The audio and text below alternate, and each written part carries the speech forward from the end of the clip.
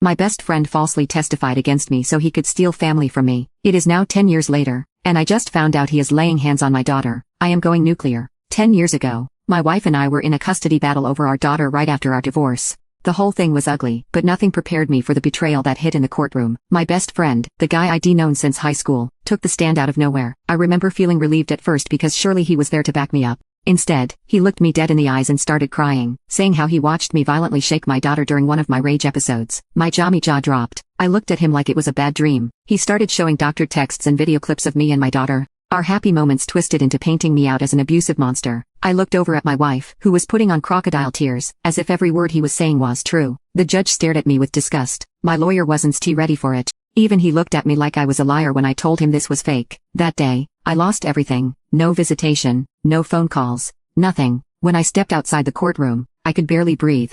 I gathered my things and went home, proceeding to drown my sorrows in alcohol. Once hammered, I called my best friend, slurring me speech and demanding to know why he destroyed my life. But all I got back was laughter, cold and smug. He told me flat out, "Ivy wanted your wife to be mine for so long. You know how sick I can get when I am in love." Then my ex-wife took the phone, her voice dripping with cruelty. "I'll be a better father to her than you ever were. You'll never see your daughter again." I started crying over the phone, begging them to tell me they were joking. Instead, my ex poured salt into my wound. She told me that they have been sleeping together behind my back for 2 years, planning exactly how to take my daughter from me. The whole thing was an orchestrated lie to ruin my life. I was devastated. I should have confronted them, but I didn't.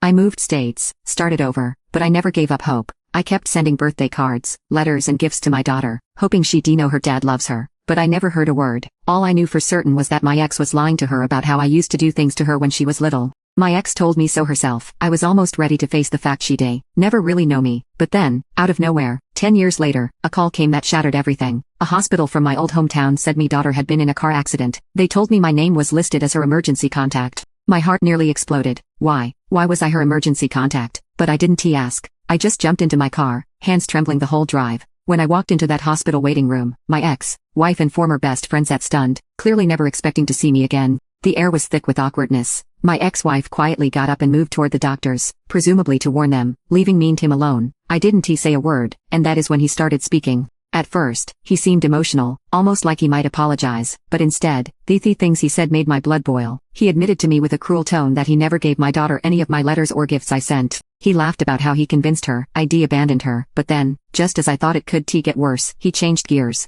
A fake sorrow began dripping from his every word, trying to make himself sound like the victim. "I'll admit it," he said, putting on this righteous act. "I neglected her. Kids are a lot of work, man, you know how it is. I am not proud of this, but there were times she needed a good wallop. Honestly, I am doing you a favor letting you back in her life now. She is a mess. You should thank me." I felt myself about to explode. Every part of me wanted to swing at him right there. But before I could respond, a small weak voice called out from behind the slightly open curtain nearby. My daughter awake, staring at us both, her eyes filled with pain and confusion. I ran over, heart pounding so hard I could barely hear anything else. The next few moments felt like slow motion. My daughter Lily was lying there with a bandage around her head and her arm in a cast. She looked so much like the little girl I remembered, but older now, 16 years old. Her eyes were the same as mine, deep brown with flecks of amber that caught the light. Her hair was longer than I remembered, cascading over her shoulders in waves that reminded me of her mother before everything went wrong. I couldn't believe I was finally seeing her dad. She whispered, her voice cracking. That one word nearly broke me. I hadn't heard her call me that in 10 years. I wanted to hug her but was afraid to hurt her more. I just stood there, frozen, tears streaming down my face.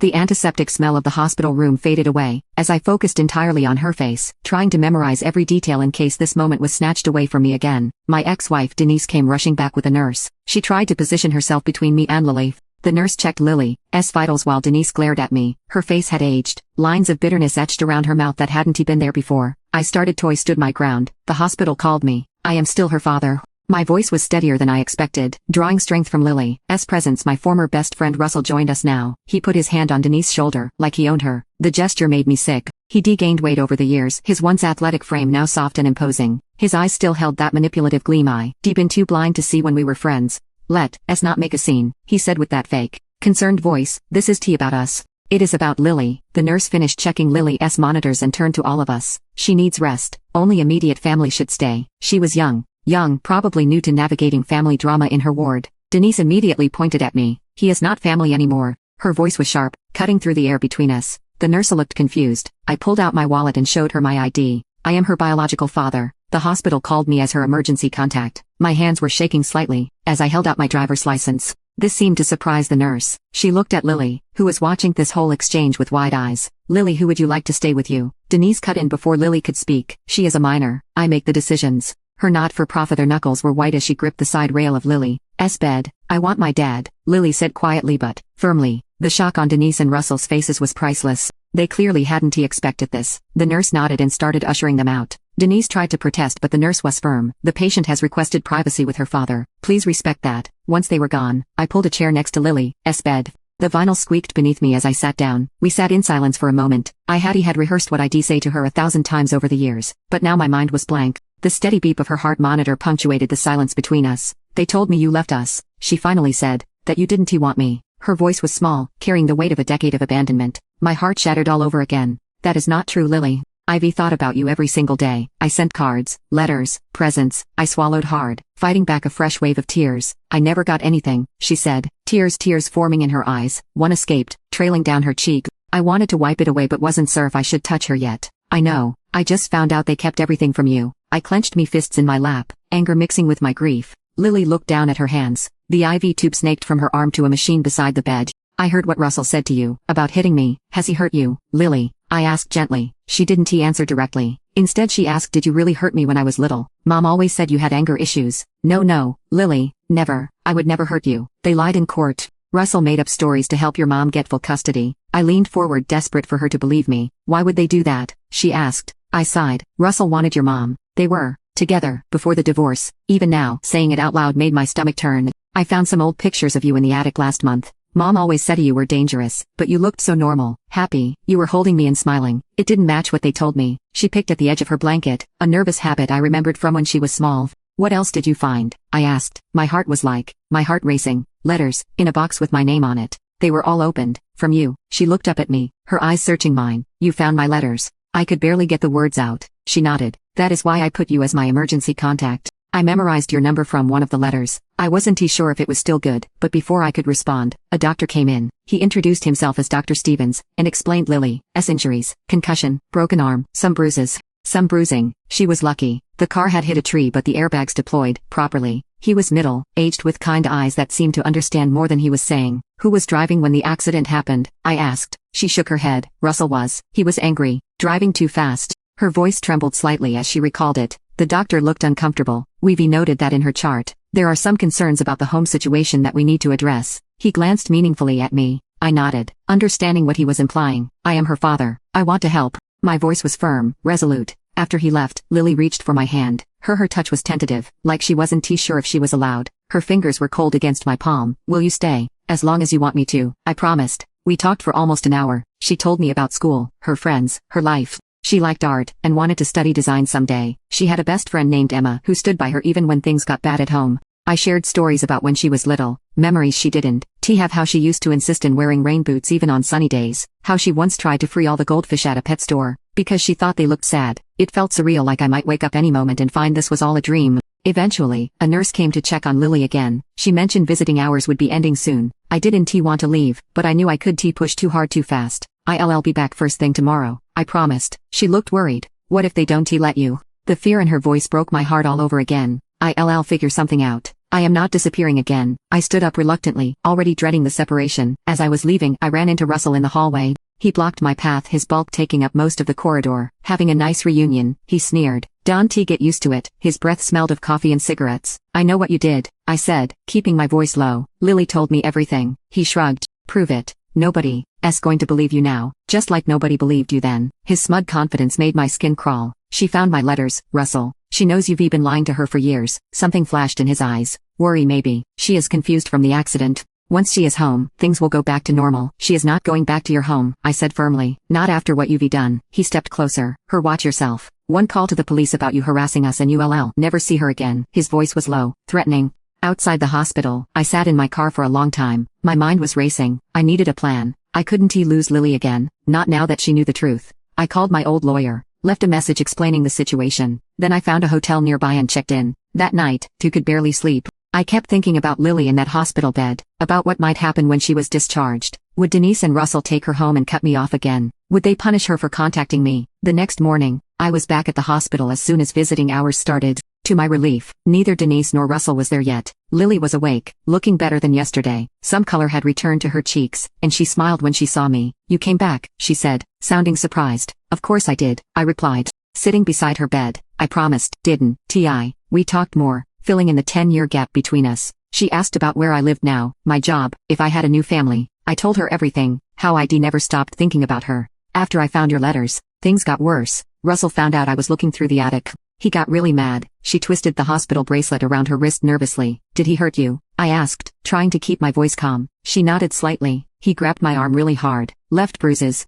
It wasn't. The first time she pulled up her sleeve, showing me fading yellowish marks on her upper arm. "The doctors saw them yesterday. They asked a lot of questions. They were going to help us, Lily," I said. "We'll make sure you are safe." "They will," I assured her, though I wasn't certain myself. "And I believe you. I am not going anywhere this time." I sat with Lily for hours that day, only stepping out when the nurses came to check on her. Around noon, I went to grab some food from the cafeteria. The hospital food was exactly what you'd expect. Bland sandwiches and coffee that tasted like it had been sitting out since morning. I was halfway through a turkey sandwich when I spotted Denise entering the cafeteria. She saw me and froze for a second before marching over to my table. "What do you think you are doing?" she hissed, keeping her voice low enough that the elderly couple at the next table couldn't hear. Her hair was pulled back in a tight ponytail, making her face look sharper than I remembered. I kept eating my sandwich, trying to stay calm. "I am visiting my daughter in the hospital. Pretty normal dad stuff. You are not her dad anymore. You haven't been for 10 years. She leaned in closer. "You need to leave. Now." I put my sandwich down and looked her straight in the eyes.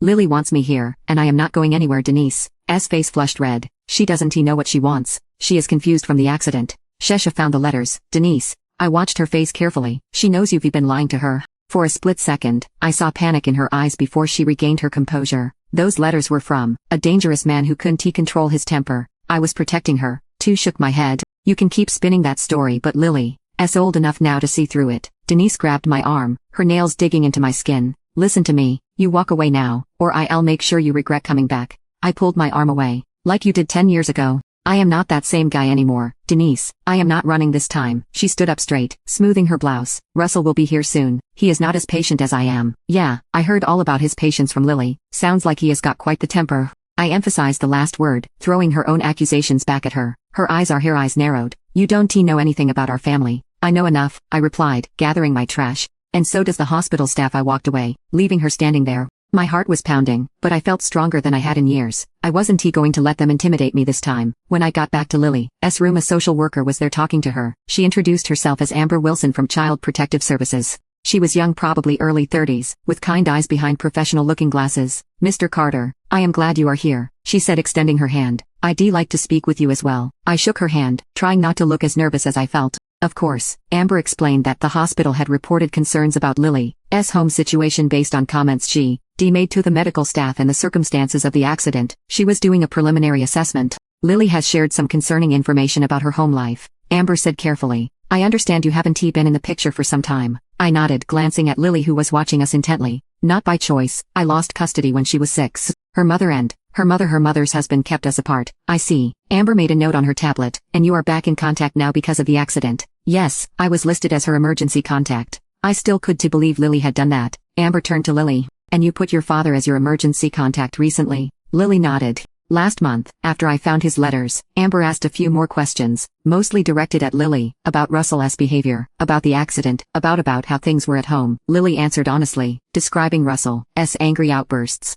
How he'd grab her arm hard enough to leave bruises, how he'd been drinking before the accident. "He was yelling at me about something stupid," Lily explained. "I forgot to put away the dishes or something. He said we were going for a drive to talk about my attitude. He was driving way too fast, and I told him to slow down. That just made him madder." Amber nodded, her face professional, but I could see the concern in her eyes. "What happened next?" "He turned to yell at me, and didn't see the curve coming. We went off the road." Lily's voice was steady, but her hands were trembling. "The car hit a tree. He wasn't wearing his seatbelt." I felt sick imagining it. Lily could have been cold because of that jerk's temper. Amber asked me a few more questions about my current living situation, my job, me relationship with Lily. I answered everything honestly. I had a stable job as an IT specialist, a decent 2-bedroom apartment, and while I hadn't been allowed to be part of Lily's life, I'd never stopped trying. "I am going to need to speak with Mrs. Carter." "Sorry, Mrs. Wilson now, and her husband as well," Amber said, standing up. "In the meantime, Lily will remain here at the hospital for at least another day for observation." After she left, I sat next to Lily's